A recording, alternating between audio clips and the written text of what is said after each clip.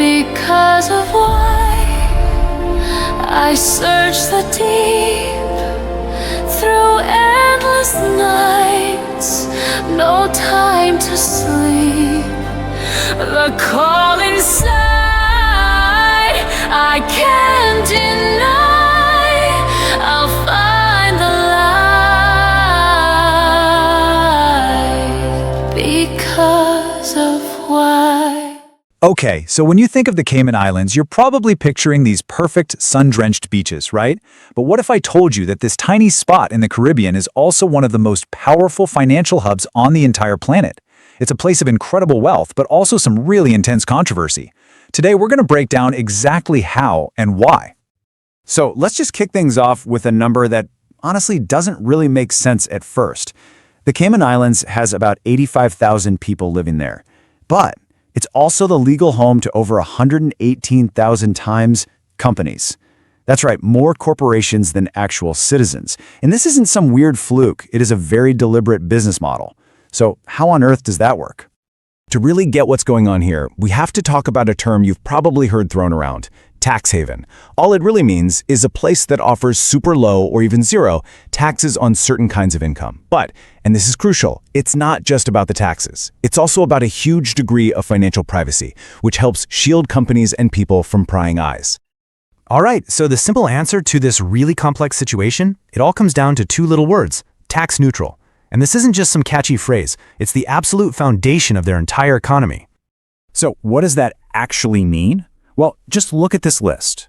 There's no corporate tax, no personal income tax, no capital gains tax. I mean, basically almost every kind of direct tax you're used to simply doesn't exist here. You can start to see why. For a huge global company or a super wealthy person, this is like hitting the financial jackpot. And, the Caymans aren't the only ones playing this game. You've got other major players like the British Virgin Islands and the Bahamas offering the exact same core deal, a zero-tax environment.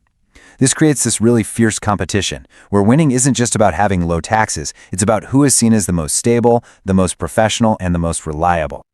Okay, but this leads to a pretty big question, right?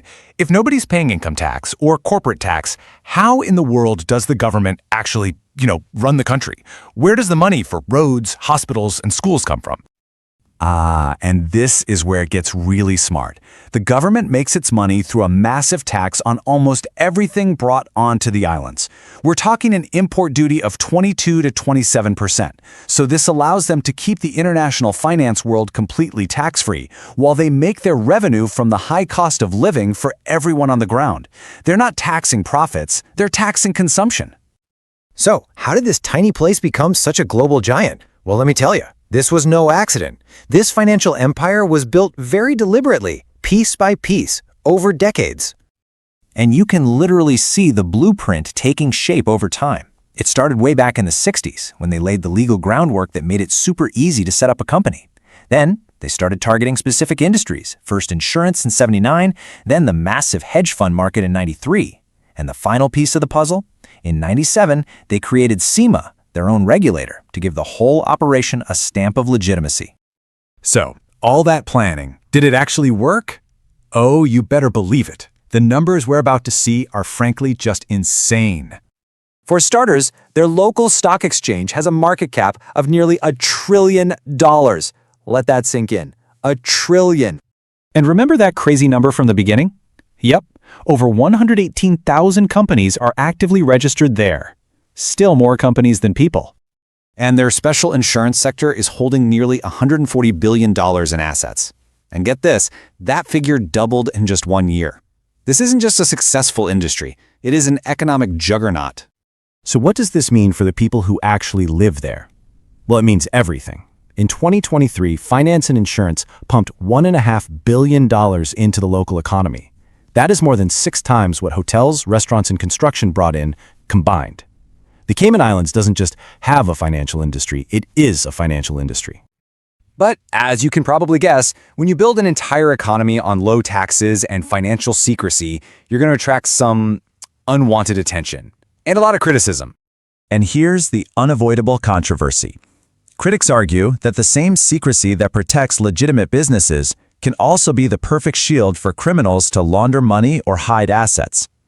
The core accusation is that the tools of financial privacy can easily become the tools of financial piracy. So the rest of the world hasn't just been sitting back and watching. Global organizations have created these powerful tools, often called gray lists or blacklists, to name and shame countries that they feel aren't doing enough to stop financial crime.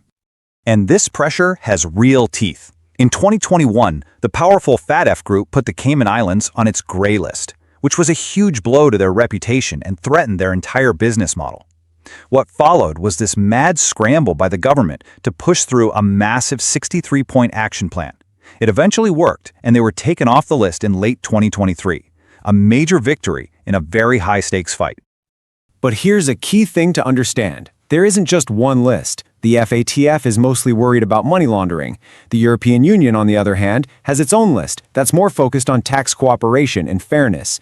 The Cayman Islands has been on and off both of these lists, which just shows you this is a constant, never-ending battle to keep up with what the world demands.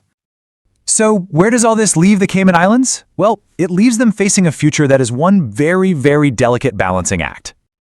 This right here is the fundamental challenge. Their entire economic model is built on being this private, tax-neutral place for business, but the rest of the world is demanding more and more transparency to fight crime and tax evasion. So can they keep their competitive advantage while also satisfying global regulators? That is, quite literally, the billion-dollar question. And this leaves us with an even bigger, more provocative question for the future of global finance.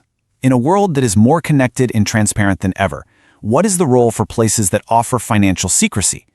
Is it a legitimate form of privacy, or does it inevitably lead to a modern kind of financial piracy? The debate is far from over. All right, so let's boil it all down. The Cayman Islands' success comes from a simple tax-neutral product. It was built not by chance, but by decades of careful design. The result is an industry of almost unimaginable scale that's now facing this constant battle between its privacy-based model and the world's demand for transparency. Thanks for joining us for this deep dive. That final question, is it privacy or piracy, is something governments and people are grappling with right now. And we'd love to know what you think. Drop your thoughts in the comments below. If you enjoyed this explainer, be sure to hit like and subscribe for more. We'll see you next time.